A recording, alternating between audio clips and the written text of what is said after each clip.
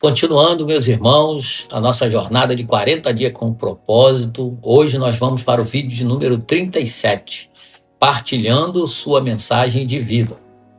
Essa é uma mensagem que só você pode compartilhar. Lá em 1 João 5,10 está escrito assim: quem crê no Filho de Deus tem esse testemunho em si mesmo. Em 1 Pedro 3,15 também está escrito assim: estejam sempre preparados para responder a qualquer pessoa que lhes pedir a razão da esperança que há em vocês. Façam isso, porém, com mansidão e respeito. Muitas pessoas acreditam que não têm capacidade para falar de Jesus porque não conhecem profundamente a Bíblia ou porque nunca pregaram um sermão. Porém, Deus nunca disse que todos seriam pregadores. Ele disse que todos seriam testemunhas. Uma testemunha não precisa saber responder todas as perguntas. Ela apenas conta aquilo que ouviu, viu e experimentou. A maior ferramenta de evangelismo que Deus colocou em suas mãos não é um microfone, um púlpito ou um diploma em teologia. É a transformação que Cristo realizou na sua vida. Deus deseja usar a sua história para alcançar outras pessoas. Deus transformou você em um mensageiro. Quando aceitamos Jesus, não recebemos apenas a salvação, recebemos também uma missão. Lá em Marcos 16,15 está escrito assim: ide por todo mundo e pregai o evangelho a toda criatura. Cada cristão possui uma mensagem exclusiva. Ninguém possui exatamente a mesma história que você. Ninguém enfrentou exatamente as mesmas lutas. Ninguém experimentou exatamente os mesmos milagres que você. É justamente essa singularidade que torna seu testemunho tão poderoso. Jesus nunca disse: vocês serão meus advogados. Ele disse: vocês serão minhas testemunhas. Está lá em Atos 1,8. Nosso papel não é convencer as pessoas. Quem convence é o Espírito Santo. Nosso papel é contar aquilo que Deus fez. Sua história, ela possui poder. O testemunho, ele abre portas onde argumentos não conseguem entrar.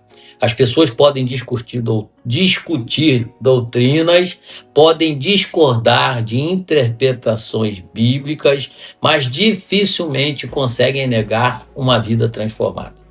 Foi exatamente isso que aconteceu com o cego curado por Jesus. Está lá em João 9,25. Uma coisa eu sei, eu era cego e eu agora vejo. Esse foi todo o sermão dele e foi suficiente. Seu testemunho normalmente responde 4 perguntas. Como era a minha vida antes de Jesus? Como percebi que precisava dele? Como entreguei minha vida a Cristo? E o que mudou depois desse encontro? Essas 4 respostas podem impactar alguém muito mais do que um longo discurso. Deus usa também as lições aprendidas. Nessa mensagem, nossa mensagem não é formada apenas pela conversão. Ela também é construída pelas experiências vividas com Deus. Cada luta vencida gera uma lição. Cada oração respondida fortalece nossa fé.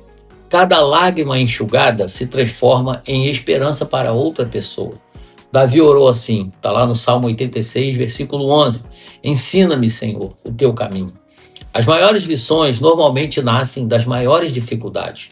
Deus nos ensina através das perdas, das decepções, das enfermidades, das crises financeiras, das esperas, dos fracassos. Tudo aquilo que parecia apenas sofrimento pode se tornar ferramenta para consolar outras pessoas. 2 Coríntios 1,4 diz assim: ele nos consola em todas as nossas tribulações, para que possamos consolar os que estiverem passando por tribulações. Deus coloca paixões em nosso coração. Além da nossa história, Deus desperta em nós paixões espirituais. Algumas pessoas têm paixão por criança, outras por famílias, outras por dependentes químicos, outras por missões, outras por ensinar, outras por evangelismo.